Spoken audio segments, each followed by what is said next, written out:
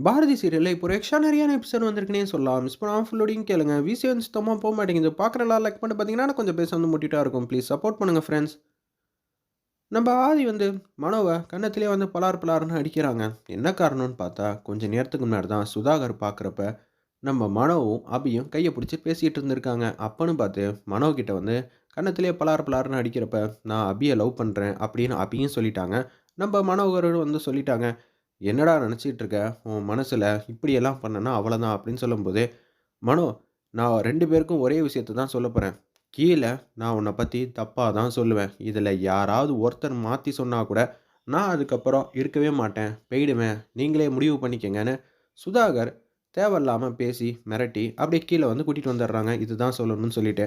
உடனே கேஷுவலா வந்து எல்லார்கிட்டயும் சுதாகர் சொன்னதுக்கெல்லாம் ஆமாம் சாமின்னு சொல்லிடுறாரு. நம்ம மனோ இத கேட்ட உடனே ஆதி கன்னத்திலேயே பலார் பலார்ன்னு அடிக்கிறாங்க. "சார், நீங்க என்ன வேணாலும் சொல்லலாம்.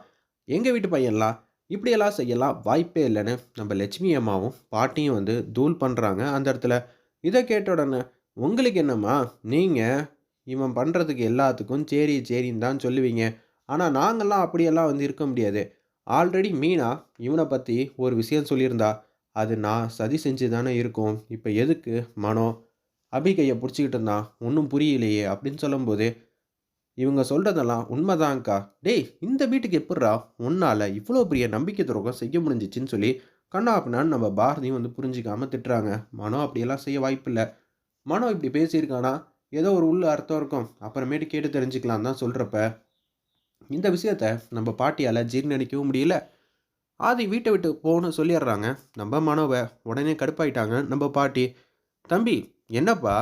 மனோ மட்டும் தான் பேசிக்கிட்டு இருக்கான். ஆனா, உங்க தங்கச்சி எதுவுமே சொல்லாம அமைதியா வந்து நிக்கிறாங்களே! உங்க தங்கச்சியும் ஏதாவது ஒரு வார்த்தைய வந்து பேச சொல்லுங்க. என்னம்மா, உனக்கு பிடிக்காம தான் மனோ உன்கிட்ட வந்து பேசுனானா? சொல்லுமா" அப்படின்னு சொல்லும்போது, "என் தங்கச்சி கிட்ட நீங்க என்ன பேசுறீங்க?" அப்படின்னு சுதாகர் வந்து கேட்குறாங்க. தங்கச்சி ஏதாவது லவ் பண்றேங்கிற விஷயத்த வந்து சொல்லிட்டா, "நம்ப சொன்னது எல்லாம் பொய்யி. அப்புறம் ஆதி மனச வந்து மாத்துறது ரொம்பவே கஷ்டமாச்சே!" அப்படின்னு சொல்லி யோசிச்சுட்டு இருக்கிறப்ப, "பாட்டி, நீங்க பேசுறதெல்லாம் கொஞ்சம் கூட நியாயமா இல்ல. சுதாகர் சொல்றாப்ல, அவருக்கு மேலயா இங்க ஏதாவது ஒரு விஷயம் வந்து நடந்திருக்கும். என்ன நெனச்சு இது மாரிலாம் பேசுறீங்க பாட்டி? நீங்க தப்பா வந்து நெனச்சுக்கிட்டு இருக்கீங்கன்னு" சொல்றாங்க நம்ப ஆதி. ஆதி ஒரு பக்கத்த மட்டும் விசாரிச்சு, எந்த பக்கமும் நியாயத்த வந்து நிலைநாட்ட முடியாது. இது மாரி ஒரு விஷயம் நடந்திருக்குன்னு சுதாகர் சொல்றாருன்னா, அவர் சொல்றத விட அபி சொன்னா தான் கரெக்ட்டா இருக்கும். "சொல்லு அபி, நீ ஏன் அவங்க வீட்டு பையன் என்ன நடந்துக்கிட்டாங்கங்கிற விஷயத்த வந்து சொல்லு" அப்படின்னா தான் அவங்க ஒத்துப்பாங்க. "புரியுதா நான் சொல்ல வர்றது?" "என்ன சார் சொல்லும்போது, புரியுதா நான் என்ன சொல்ல வருதுன்னா, நீங்க சொல்றத அபி சொல்லணும்னு எதிர்பார்க்கிறீங்களா?" அப்படின்னு சொல்லி கேட்ட உடனே, "என்ன பாட்டி சொல்றீங்க? என் வீட்டு பையனெல்லாம் அடிக்காதீங்க தம்பி. நாங்க பொறுப்பா வந்து வளர்த்துருக்கோம். நிச்சயம் அதுக்கெல்லாம் வாய்ப்பே இல்ல.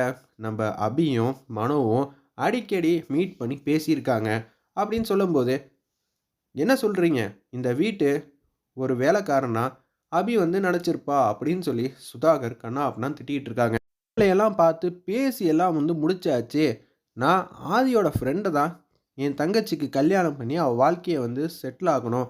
வீட்ல இருக்கிறப்ப எவ்வளோ வசதியோட இருந்தாலோ, அதே வசதிக்கு கொஞ்சம் கூட இடத்துல தான் என் தங்கச்சிய நான் கல்யாணம் பண்ணி குடுப்பேன்னு யோசிச்சுட்டு இருந்தேன்.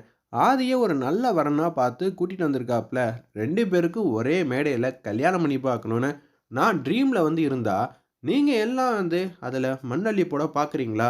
என்ன நினைச்சிட்டு இருக்கீங்க? நீங்க ஆசைப்படுறத பார்த்தா, அபிக்கும், மனோவுக்கும் கல்யாணம் பண்ணி வச்சிரலான்னு தந்திரமான முறையில திட்டம் போடுறீங்களா? அப்படின்னு சொன்னோனே, பாட்டி எதுவும் பேசாதீங்க. நம்ப எதுவும் பேசுனா மனோவுக்கு ஆதரவா பேசுறேன்னு சொல்லிட்டு இவங்க நம்ம மேலேயும் தேவையில்லாம விஷயத்த வந்து பழிப்படுவாங்க. "அமைதியா இருங்க. சார், மனோ செஞ்ச சார்புல நான் மன்னிப்பு கேட்டுக்கிறேன்" அப்படின்னு ஆதி கிட்ட வந்து மன்னிப்பு வந்து கேட்குறாங்க. நம்ப பாரதி சுதாகர் கிட்டயும், "இல்லப்பா, நீங்க எதுக்கு மன்னிப்பு கேட்கணும்? உங்க தம்பி பண்ண காரியத்துக்கு. மனோ, அவங்க தான் சொல்றாங்கல்ல, இனிமேட்டு இந்த வீட்ல இருக்காத, போங்கிற" மாரி சொன்னோனே, என்ன சொல்றதுன்னு தெரியாம நம்ப அபியும் வந்து ஃபீல் பண்ணிட்டு இருக்காங்க. அந்த இடத்துல இதுக்கு பின்னாடி அவங்க 2 பேரும் காதலிச்சிருக்கணும். அபி பேசாம நிக்கிறத பார்த்தாலே தெரிஞ்சிருச்சு. ஆதிக்கிட்ட ஏதாவது ஒரு விஷயத்த வந்து சொல்லி புரிய வைக்கணுங்கிற மாரி யோசிச்சுட்டு இருக்கிறப்ப, சரி எல்லாரும் போங்கன்னு சொல்லி அபிலேருந்து எல்லாரும் வந்து மாடிக்கு வந்து ஆரம்பிச்சுட்டாங்க. ஃபீல் பண்ணிட்டு நம்ம மனோ மாட்டுக்கும் வீட்ட விட்டு போறாங்க. எல்லாரும் நல்லா இருக்கணும்னு சொல்லிட்டு நம்ம யோசிச்சுட்டு இருக்கோம். ஆனா என்ன பண்றது? "நம்ப வாழ்க்கை இப்படி தான் போயிட்டுருக்கு. அக்காவோட வாழ்க்கை எப்படி போகுதுன்னு தெரியல." அப்படின்னு சொல்றப்ப, நம்ப பாட்டி வந்து யோசிச்சுட்டு இருக்காங்க. "ஆதி, நீங்க நடந்துக்கிட்டது கொஞ்சம் கூட வந்து எனக்கு பிடிக்கவே இல்ல. எதுக்காக இப்படியெல்லாம் அவசரப்பட்டு கோவப்படுறீங்க? ஒரு தரப்ப மட்டும் நீங்க விசாரிக்கிறீங்களே! எனக்கு தெரிஞ்சு அவங்க 2 பேரும் லவ் பண்றாங்க." "என்ன சொல்றீங்க பாட்டி? அவங்க 2 பேரும் லவ் பண்றாங்களா?" "ஆமாம் தம்பி. அவங்க 2 பேரும் லவ் பண்றாங்க. சுதாகர் இத பார்த்துருப்பாப்ல. சுதாகருக்கு தகுந்தாப்ல நம்ம மனோவும் பேசிட்டு இருக்கான். அபியும் ஒரு பக்கம் ஃபீல் பண்ணி அழுதுகிட்டு இருக்கா. இது எல்லாம் சுதாகருக்கு சாதகமா என்னென்னமோ பேசிட்டாரு. நிச்சயம் அதுக்கெல்லாம் வாய்ப்பே இல்ல. நீங்க சொல்ற மாரி லவ் பண்ற பையனா இருந்திருந்தா, அண்ணே அதுக்கெல்லாம் கொஞ்சம் கூட வந்து நீ தப்பா நெனைக்கிற அளவுக்கெல்லாம் இவன் கிடையாதுன்னு ஏதாவது ஒரு இடத்துல அபி சொல்லியிருக்கணும்ல. சொல்லியிருந்தா அவங்க 2 பேருக்கும் ஜாம் ஜாம்னு நானே வந்து கல்யாணத்த பண்ணி வச்சிருப்பேன். இதுக்கு பின்னாடி சுதாகர் தனியா இருக்கிறப்ப பார்த்துருக்காங்க. அவரு என்னெல்லாம் சொல்லி வச்சாரோ, இல்லாட்டி எப்படியெல்லாம் வந்து திட்டி வச்சிருக்காரோ யாருக்கு தெரியும்? இது எல்லாம் தெரிஞ்சுக்காம நம்ம எதுவுமே வந்து பேச முடியாதுப்பா அப்படின்னு சொன்னோனே, இது எல்லாத்தையும் சுதாகர் பார்க்குறாங்க. என்னடா இது! என் தங்கச்சியும், மனோவையும் சம்மதிக்க வச்சு, அவங்க 2 பேரையும் பிரிச்சு வச்சுட்டா, நல்லாருக்கும். இந்த கல்யாணத்த வந்து ஜாம் ஜாம் பண்ணி வச்சிடலான்னு சொல்லி யோசிச்சு பார்த்தா, இப்படியெல்லாம் வந்து பண்ணிட்டு இருக்காங்களேன்னு சொல்லி உச்சக்கட்ட கோவத்தில வந்து இருக்காங்க சுதாகர். அந்த இடத்துல முதல்ல இந்த குடும்பத்த வந்து வீட்ட விட்டு விரட்டணும். அப்படி இருந்தா தான் என் தங்கையோட 2 வாழ்க்கையும் நல்லா இருக்குங்கிற மாரி யோசிச்சுட்டு இருக்காங்க. நம்ப மித்ராவோட வாழ்க்கையும், அபியோட வாழ்க்கையும் நல்லா இருக்கணும்னா, இவங்க வீட்ல இருக்கக்கூடாதுன்னு சுதாகர் யோசிச்சுட்டு அப்படியே வந்து அவங்க ரூம் பக்கம் போயிட்டுருக்காங்க. மீனாக்கு ஒரே சந்தேகம். "ஏங்க உண்மையிலேயே மனோ தப்பான பையனா?" அப்படின்னு சொல்லி கேட்கும்போது, "ஏன் திடீர்னு இப்படி கேட்குற? அன்னைக்கு நீயே வந்து மனோவ வீட்ட விட்டு தொரத்தணும்னு சொன்னல்ல."